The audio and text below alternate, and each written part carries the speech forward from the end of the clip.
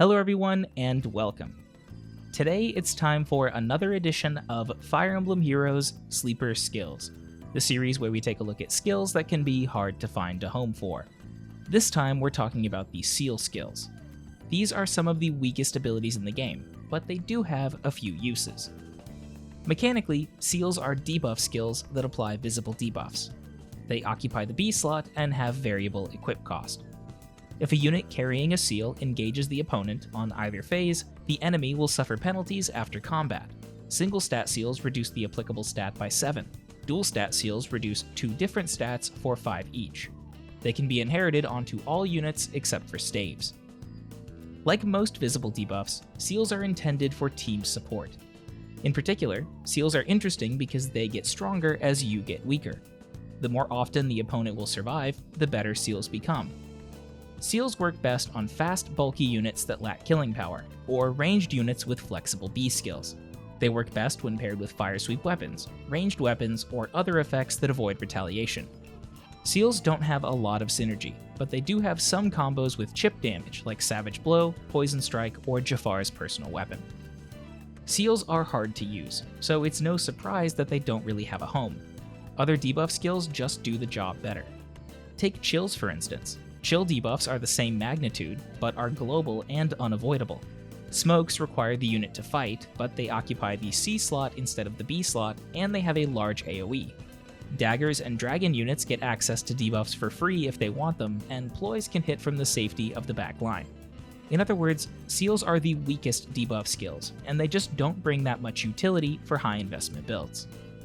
That said, seals can be useful. In Arena Assault, for example, seals can disarm powerful armored opponents on a budget. In PvE, seals are useful when fighting enemies with inflated stats, or armors with wary fighter that are difficult to one-round KO. Defensive debuff seals in particular, like Seal Defense or Seal Res, can give you access to virtual damage without actually lowering enemy hit points. Poison Strike is more damage, but virtual damage doesn't run the risk of activating Vantage or Wrath. With that out of the way, let's take a look at some builds. As always, these aren't the only builds that use seals, they're just some that I like. Let's start with one of the most obvious use cases for seals, Chip Damage Faye. Faye is a weird unit. She comes with a fire sweep bow, and yet her stat line is awful for fire sweeping. She's slow, tanky, and can't kill too many things by herself. Faye is a unit that is mostly used for fodder, but if you pull a copy unintentionally, you may want to find a use for her. In that case, by using seals, you can leverage her bow and turn her into a useful offensive support. Our weapon is the Fire Sweep Bow. The A skill is Death Blow. If Death Blow is too expensive, then Attack plus 3 is perfectly fine. The B skill is Seal Defense, the C skill is Savage Blow, and the Sacred Seal is also Savage Blow. This build is all about chip damage. Faye will never kill, but between Savage Blow and Seal Defense, she can take hefty chunks out of the opponent's health. Seal Defense does less effective damage than Poison Strike, but it helps Faye's teammates secure kills through heavy armor. After all, putting the enemy to 1 health doesn't matter if you would deal 0 damage. Next up, we have a budget tank, Tsubaki. Tsubaki is an anomaly among the Lance Flyers. He's very fast and has insane defense. That defense, when combined with Sapphire Lance, lets him tank plus 10 red units at plus 0 with little difficulty. He is reliant on specials to deal damage, so he's often unable to end fights in a single round. This set combines Seal Attack, Fortress Defense, and Threatened Speed to make Tsubaki a resilient budget tank. He's specialized only to fight red units, but that's okay, he doesn't need to do anything else. Our weapon is Sapphire Lance for extra damage and survivability against red units. Our special is Bonfire or Ignis. The A skill is Fortress Defense, the B skill is Seal Attack, and the C skill is Threatened Speed. The Sacred Seal is flexible.